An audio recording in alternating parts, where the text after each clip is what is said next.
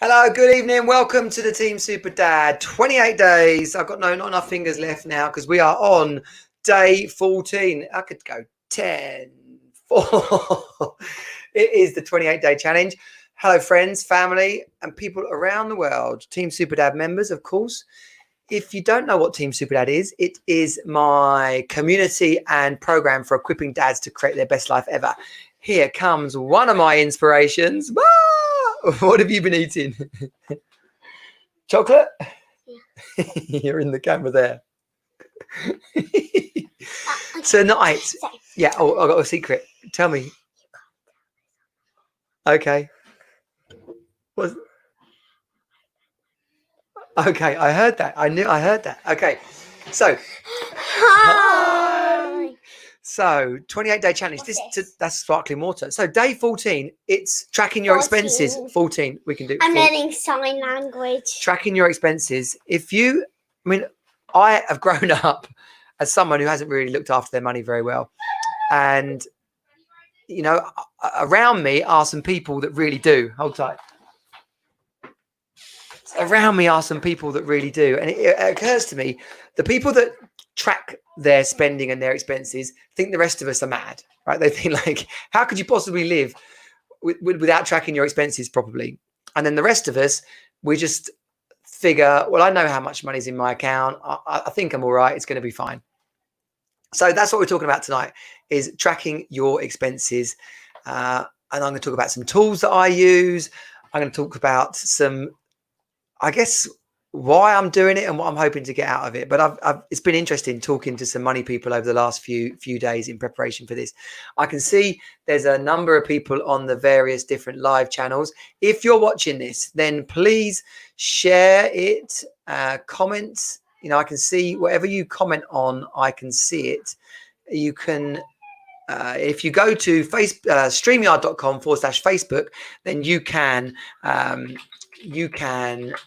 give permission for your name to appear, tracking your expenses. Day 14, 20. I should have done this beforehand. 28-day habit challenge. Watch this. I press go. We can put that along the bottom. Boom. No spelling mistakes either. Even better. So, yeah, people that they say where attention goes, energy flows. And that is really evident in people that manage their money well, right? So we're talking about habits for life, success habits. We've talked about fitness. We've talked about caffeine, drinking water, morning routine. We've talked about watching TV. And there's a load more to come. Last night's live session was all about journaling. It was absolutely brilliant. Absolutely brilliant. Andrew Priestley has kept a journal every day since 1976. 1976, just to be clear, I'm 46, born in 74. So that means he's been journaling for 44 years. That is amazing. And my dad, actually, he takes pictures and collages them all and puts them all into albums. And so in a slightly different way, he's journaled his whole life, but through pictures. So one thing that I took out of last night's call was that, you can journal in many different ways. So go back and watch that live from last night. And if you want to stay connected to the 28-day challenge, then go to teamsuperdad.com/habit challenge, and you can get the emails and updates and WhatsApp group and the stuff to get involved. So tracking your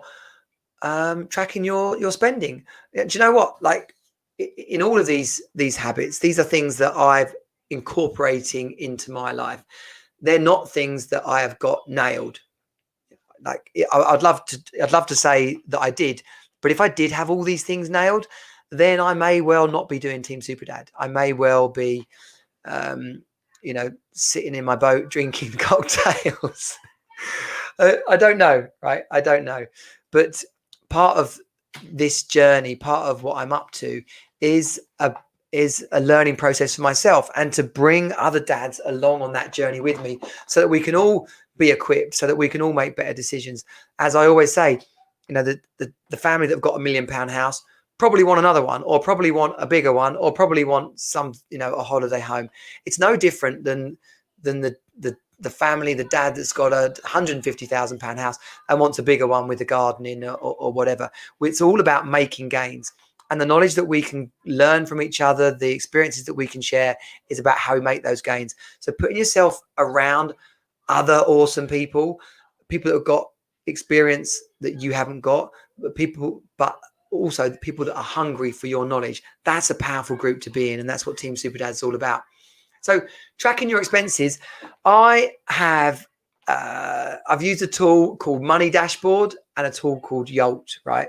And I've also got a Excel spreadsheet, which is literally just income, expenses, and seeing how each of them does not match up at the end of the month. There's that expression, having too much month left at the end of the money, which I absolutely love. I think that's what's his name? Come on, the book's up there. Dave Ramsey. Dave Ramsey says that all the time. And if you're in a bit of a debt situation, Dave Ramsey's Total Money Makeover is a very good foundational program in managing your money, getting yourself out of debt in an effective way. I've been through a variety of experiences and journeys in my life, and I'm still working on it. And that's, like I said, that's what it's all about. So tracking your expenses, as I just alluded to there, it's not really much harder than an Excel sheet with income and expenditure. But being really clear about where your money's going is bloody vital. The reality is that unless you're doing this, you probably don't realize where your money's going. And in the old days, in a business, you'd have your checkbook, and you'd be like reconciling at the end of the month what you spent your money on and what you had left. And the what you had left part is equally important. If you've read The Millionaire Mindset, or forgotten what the bloody thing is. I put it in the description. Millionaire Mindset. Where is it? Oh, The Richest Man in Babylon. There we go. Millionaire Mindset or The Richest Man in Babylon. They're both great books, and they kind of tell a story basically about managing your money. There's no simpler way to put it. So, in reality, spending about 60 to 70% of your money, and then investing and saving and donating the rest of it, are pretty much the secrets for a successful life, and the secrets to creating an abundant amount of money in your life. Obviously, it doesn't just happen overnight. There's something called compound effect, and I'm not an accountant or a money coach, so I'm talking about this from personal experiences as opposed to great wisdom. If you've got a comment or you want to ask a question, by all means, put it into the comments box, whatever channel you're on, and I will see it come through into StreamYard, and then I can bring them up onto the screen here, and we can see people's comments and questions, and be good to know where you're at and what you're doing. Do you track your money? Are you saving money? So since I've started this process and journey, first of all, I can see that I'm definitely ending up with more month at the end of the money. But also I've put a couple of things into place. I'm sure you've seen adverts for different apps like Moneybox, where what's the expression? Where you swipe off the difference. If you let's say your coffee was £2.80, $2.80, then the 20 pence or cents would be rounded up to the £3 or $3 and then moved into a savings account. Or if you're using Moneybox, you can move that straight into an investment fund where literally your pennies will start to stack up into pounds and dollars, and that's where you start to actually access the power of compounding your money and your savings and investments. But it's also important to have an emergency fund, and I don't have one, so let's be clear. These are things that I'm working on, but it's also a foundational element of Dave Ramsey's Total Money Makeover, and never has it been more relevant, timely, like a really pertinent subject to bring up than where we're at around the world now with COVID-19 and people's jobs and furloughs and redundancies. And, for those of us that don't have an emergency fund or a fund to fall back on, it's going to be a tricky time. Thankfully, inside of my business, I had built up a buffer of money that saw me through those first 3 months. And now with, business bounce back loans and other things, that there's an element of cash in the business, particularly as we look to launch the F5 program and the investment that's required in that, whether it be website or brochures or the cool coaches that we're bringing on board to deliver those elements. So in your personal life, you want to be really clear about how much money you need and how and where your money is going. It sounds like so bleeding obvious, and to people that actually do this, like, are you crazy? You're telling me there's people out there that don't do this? And to the rest of us, we're like, that sounds like a lot of work. Like, are we really going to do this? But yeah, we're really going to do this. Where attention goes, energy flows. And it should be no surprise to you that if you're not paying attention to what your money's going on, then you won't have a control over it. And if you're someone that commutes or is busy with your kids or has a lot of things going on in the house like TV and mobile phones and energy suppliers, blimey, my car broke down at the beginning of the lockdown. The battery went flat. And it wasn't until I had to get a call out and all that other stuff that I realized that the cheapest chips insurance that I'd got for the car ended up costing me about 200 quid more than it needed to, because the car pickup wouldn't come to the house. It wouldn't even come to the Tesco's half a mile away. So start to be really conscious about where your money's going, and you won't be aware of that. So when you come to renew your car insurance, for example, it's powerful to be able to look back and go, wow, the car cost me this much last year. Then when you're looking at what insurance you're going to pick, you might realize that thing that was a £5 an extra a month with the home pickup, the roadside recovery, actually way more value than the one that was the top of the list and the cheapest. And there's so many examples like that. Tesco's, just shopping at Lidl, and some people are like, Lidl, that's horrible. I'm overwhelmed when I go to Tesco's now. And I know that my shopping, it sounds like I'm being a skinflint, but actually it's really relevant. Like, where attention goes, energy flows. And your choice of supermarkets is powerful, but you're only going to realize that through tracking where you are spending your money. So just some of the benefits that I looked at as I was researching today's subject. It's actually a stress reliever to track your money. As you become aware of your spending habits, you empower yourself. And anytime in life where you empower yourself, you start to actually find freedom. There's some peace around it. As far as your spouse and your relationship goes, when the two of you are on the same page and you're tracking your money, there's less reason, maybe not at the start, but certainly as you move forward in this process, there should be less reason for you to disagree. And many partners find that when you start to be transparent about your spending and the communication with that is very open, then you take out a lot of the stresses and strains in that side of relationship.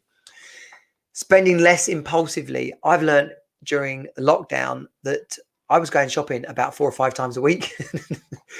Going once a week, as I'm standing there and they're like, okay, that's £70, please. I'm like, 70 quid? It normally costs me 25. And then I realize I'm going 4 times a week. Wow. Okay. So going shopping once a month or once a week, you start to spend less impulsively, which is very powerful. And finally, goals. Like, if you're putting down a money goal, it's absolutely vital that you know what it's going to take to reach that goal. So from a finance point of view, putting some of that money aside, starting to live off 60% of your income, it'll actually make you realize how much money you need. So if you can't live off 60% of your income, I want to encourage you to realize that you're not earning enough. And whether that is starting to look into second streams of income and actually expanding your horizons, learning about what it takes to earn money online, or what it takes to get into, the classic ones are property investing, share trading, online businesses. But, be open to what that might look like for you. It's important, even when you go into your job. Like, am I happy here? Am I earning enough? What does my review meeting look like? What are my goals in life? You could suddenly find yourself way more motivated to learn an extra skill or to enhance your knowledge in the particular area of your career so that you can demand more money from your current employer, or actually go out and seek a better wage from a competitor. These are all things that you will understand when you know exactly how much money you're earning. The internet password. I'll tell you in 2 seconds because I'm just about to wrap up. Is it 10? I can't tell the whole world, can I? Just whisper me. It's there we go. Jago says he knows it. You know it. Yeah. So this has been day 14 of the Team Superdad 28-day habit challenge. If you've got questions, if you're watching the replay, comment below. Please subscribe to whatever channel you're on. If it's on Facebook, set the notifications so that you get announcements when these videos go live. If you're on YouTube, then click the bell so you find out exactly when we're going live. And why should you do that? Because we're out in the world creating a better life for families, basically. I'm equipping busy dads to fulfill their potential and achieve their dreams. This is about having more time, more money, more fun to do the things that we want to do in life. So come and get on board. Come on over to teamsuperdad.com. There's different forms you can sign up for all sorts of info. If you want to join the habit challenge, then just watch these live streams. But even better, come over to teamsuperdad.com/habit challenge, and I'll put you in the group with all the emails and the group chats and the stuff. And tomorrow, I don't know what tomorrow's habit's going to be. I will be planning that when I get off this and after I've fed the kids. We're having Rice Krispie chicken tonight, an absolute favourite. Maybe the habit challenge tomorrow will be good cooking. I think it probably will be. There we go. Tune in for that. Team Superdad, I'll see you tomorrow. Out.